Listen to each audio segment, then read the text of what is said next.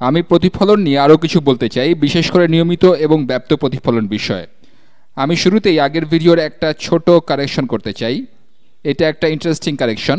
এখানকার এই ছবিটার ক্ষেত্রে আমি যখন দুইটা প্রতিফলনের কথা বলেছিলাম, আমি বলেছিলাম যে সূর্য থেকে আসা আলোক রশ্মি এই পানিতে আঘাত করছে আর তখন এর নিয়মিত প্রতিফলন হচ্ছে। এরপর এটা প্যাডেলে প্রতিফলিত হয়ে আমাদের চোখে আসছে। গত ভিডিওতে আমি বলেছিলাম যে আলোক রশ্মি সূর্য থেকে এই বিন্দুতে আসছে, পানির পৃষ্ঠের উপর এই বিন্দুতে আসছে, কারণ এই বিন্দুতে আমরা প্রতিফলন দেখছি। এরপর বলেছিলাম যে পানির এই বিন্দু হতে রশ্মি প্যাডেলের উপর প্রতিফলিত হয়ে আমাদের চোখে আসে। এখানকার কারেকশনটা হলো, বিষয়টা কয়েকজনের কাছে ধরা পড়েছে এবং তারা আমাকে এই ব্যাপারে মেসেজ দিয়েছে যে এই বিন্দু থেকেই আসলে আলোক রশ্মি প্রতিফলিত হয়ে আমাদের চোখে আসছে। আমরা সূর্যটাকে এখানে দেখছি, তাহলে এখানকার আলোক রশ্মিটা সরাসরি কারো চোখে এসে পড়ছে। আমি এখানে চোখের ছবি আঁকলাম। এটা আমাদের চোখ, যেটা মনিটরে স্ক্রিনের বাইরে আছে। অন্যদিকে প্যাডেলে যে আলোক রশ্মিটা পড়ছে সেটা কিছুটা বেশি অগভীরভাবে পানিতে প্রথমে প্রতিফলিত হচ্ছে। আলোক রশ্মিটা সূর্য থেকে আসছিল, এটা পুরোপুরি একজ্যাক্ট হচ্ছে না, তবে আলোক রশ্মিটা সূর্য থেকে আসছিল, এটা আরেকটু বেশি অগভীর কোণে আপতিত হচ্ছিল, বা পৃষ্ঠ এবং আপতিত রশ্মির অন্তর্ভুক্ত কোণ বেশ ক্ষুদ্র ছিল। এরপর আলোক রশ্মিটা প্যাডেলের উপর আসছিল এবং শেষে আমাদের চোখে এসে পড়ছিল। একটা বিষয় পরিষ্কার করা দরকার, এক্ষেত্রে আমরা কিন্তু পানিতে যে বিন্দুতে সূর্যটা প্রতিফলিত হচ্ছে সেখানে সূর্যটাকে দেখব না, কারণ পানিতে সৃষ্ট সূর্যের প্রতিবিম্ব থেকে আলোক রশ্মি আগে প্যাডেলের উপর পড়ছে, তারপর আমাদের চোখে পড়ছে। কিন্তু আমরা যে বিন্দুতে সূর্যটার প্রতিফলন দেখছি সেখান থেকে আলোক রশ্মিটা সোজা আমাদের চোখে আসছে। সেই প্রতিফলিত আলো প্যাডেলে প্রতিফলিত হতেই হবে এমন কোনো কথা নেই। দুটো প্রতিফলনের ক্ষেত্রে এটা একটা ইন্টারেস্টিং এবং ভালো বিষয়।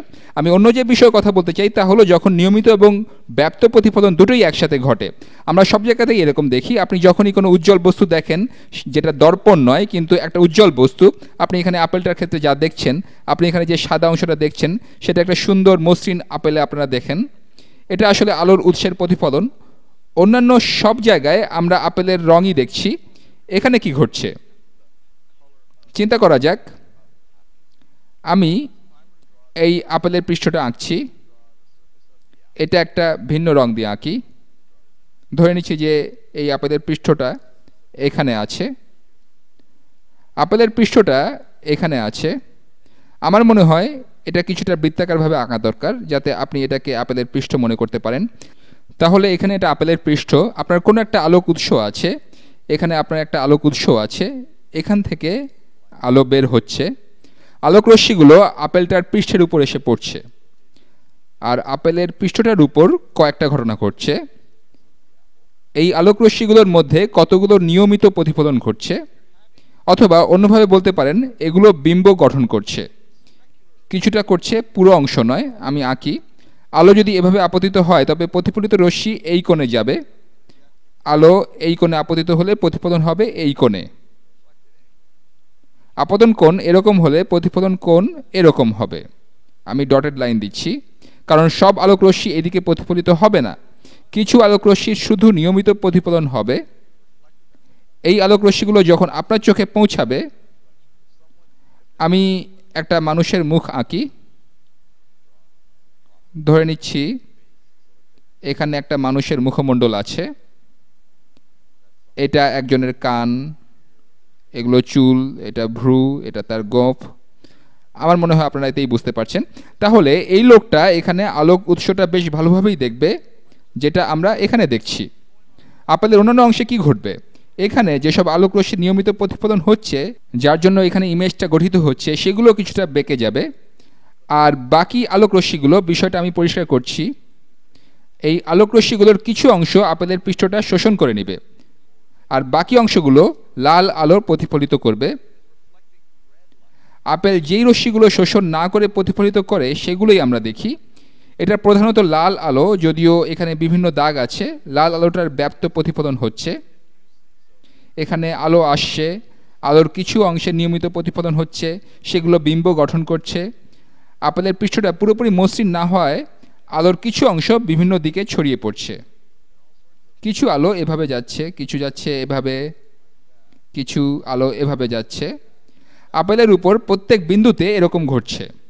আমি আরও কিছু আলোক রশ্মি আঁকি। আলোক উৎস থেকে আলোক রশ্মি আসছে, আপেলের উপর সব বিন্দুতেই আলোর ব্যাপ্ত প্রতিফলন হচ্ছে। এটা বর্ণালীর সব রং শোষণ করে শুধুমাত্র লাল রং প্রতিফলিত করছে। তাহলে আপনি যা দেখছেন তা হলো যে বিন্দুগুলোতে আলোর নিয়মিত প্রতিফলন হচ্ছে সেই বিন্দুগুলো উজ্জ্বল লাগছে। আপনি সেখানে আলোক উৎসটা দেখছেন। আপেলের অন্য সব বিন্দুগুলো হতে আলোর ব্যর্থ প্রতিফলন হয়ে লাল আলো এই লোকটার কাছে যাচ্ছে।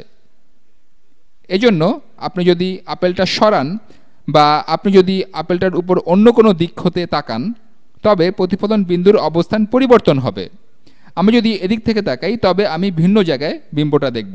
ধরে নিচ্ছি যে একজন মানুষের চোখ এখানে আছে, এখানে আছে, এটা তার ভ্রু, এটা তার চোখ, এটা তার নাক, এগুলো মাথার চুল,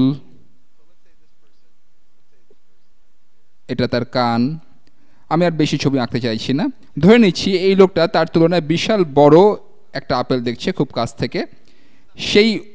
সেই উজ্জ্বল দাগটা এখানে দেখবে না। সে আপেলটার উপর যেখানে উজ্জ্বল সাদা দাগটা দেখবে সেখান থেকে আসা আলোক রশ্মিগুলো তার সাথে লম্ব হবে। আমি একটা ভিন্ন রং দিয়ে দেখাই। ধরে নিচ্ছি যে আলোক উৎসটা আমাদের উপরে আছে, আলোক রশ্মিগুলো সোজা নিচের দিকে আসছে, আলোক রশ্মি সোজা আপেলের উপর লম্বভাবে পড়ছে। আপতন কোণ আর প্রতিফলন কোণ আপেলের পৃষ্ঠের সাপেক্ষে ধরা হচ্ছে। আমরা আপেলের পৃষ্ঠে একটা অভিলম্ব টানি, এটা আপতন কোণ, এটা, আর এটা প্রতিফলন কোণ। এখানকার এই বিন্দুগুলো হতে আমি ডটেড লাইন দিচ্ছি। এখান থেকে কিছুটা নিয়মিত প্রতিফলন হচ্ছে, কিন্তু আপেলের উপর অন্য যে কোনো বিন্দু হতে, যেমন এখান হতে নিয়মিত প্রতিফলন এইদিকে যাবে, তার চোখের দিকে যাবে না। এই বিন্দু থেকে এদিকে যাবে, তার চোখের দিকে যাবে না। কিন্তু এই বিন্দুগুলো হতে ব্যর্থ প্রতিফলনও হবে, যেগুলো তার চোখে যাবে। সব দিক থেকেই বর্ণালীর লাল আলো তার চোখে গিয়ে পড়বে। তাই এখানকার এই লোকটা আলোক উৎসের প্রতিফলন এখানে কোথাও দেখবে।